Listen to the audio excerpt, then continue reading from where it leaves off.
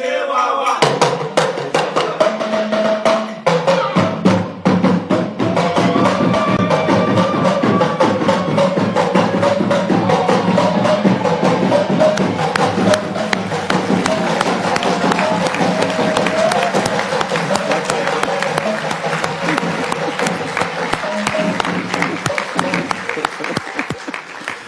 that was quite a surprise. Yeah, but thank you for that beautiful display of African culture. The chef de cabinet of the Secretary General of the United Nations, the Honorable Minister of Foreign Affairs of Ghana, and senior government officials, the chairman for this occasion, Osaberima Kwesiata II, who's the paramount chief of the Ogua traditional area, Reverend Al Sharpton, thank you for joining us at the African Burial Grounds this morning. Thank you very much. Members of the Congressional Black Caucus are here. Let's recognize you. Thank you very much. And for one of time, let me recognize our brothers from CARICOM, from Africa, and from everywhere in the world.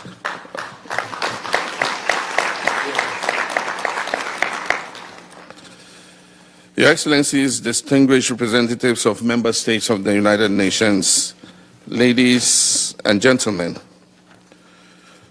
truth begins with language, with the power that words hold to shape consciousness and to shift perspectives to propel an action or other.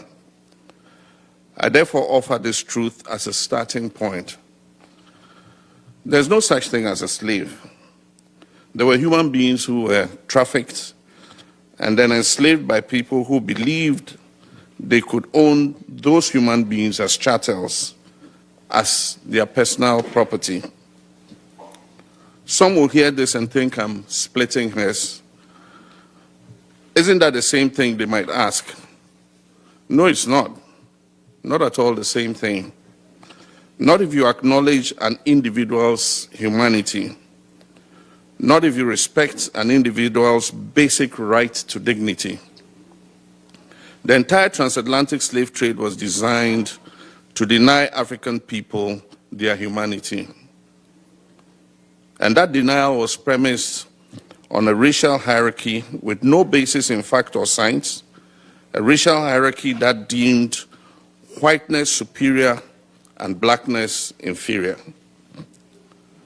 The atrocities that were committed against enslaved Africans, the myriads of injustice that were born of slavery and carried forward into successive social framework, took place specifically because those persons were considered objects, not human beings.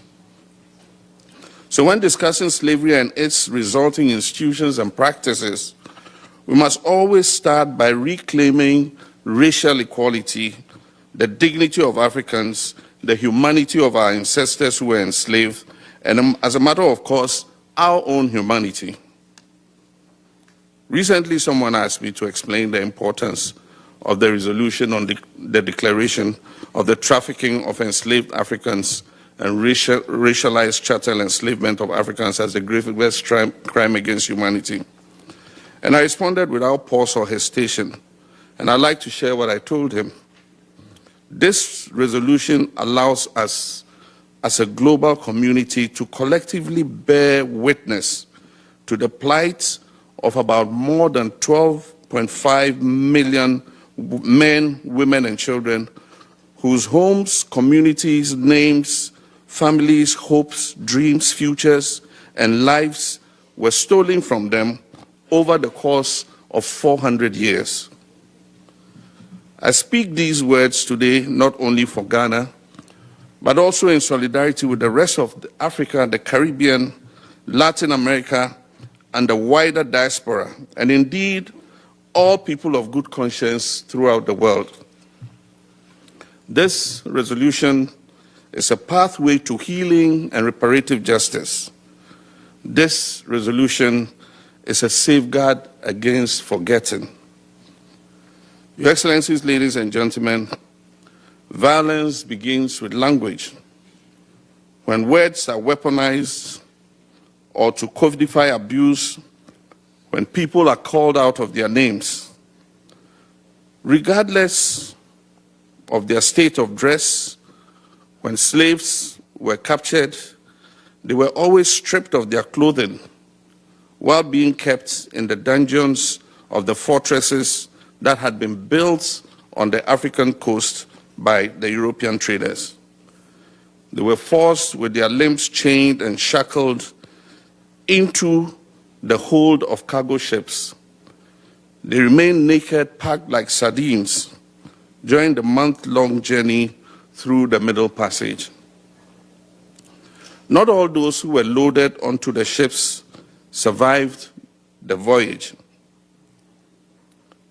A number of the ships sank with their entire human cargo. Others who fell sick were thrown overboard.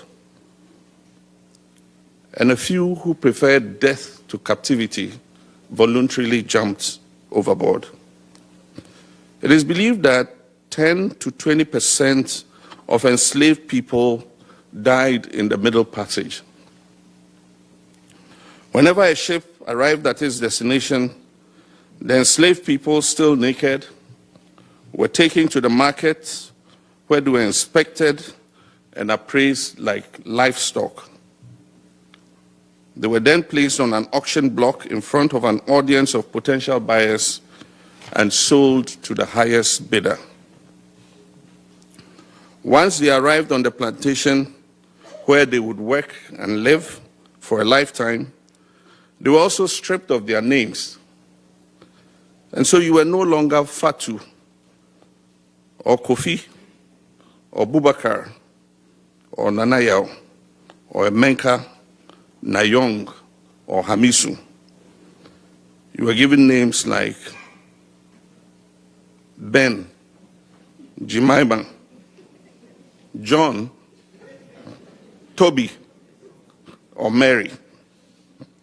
In addition to these new names, they were also called girl or boy, regardless of how old you were. And maybe I should also say that filthy N-word.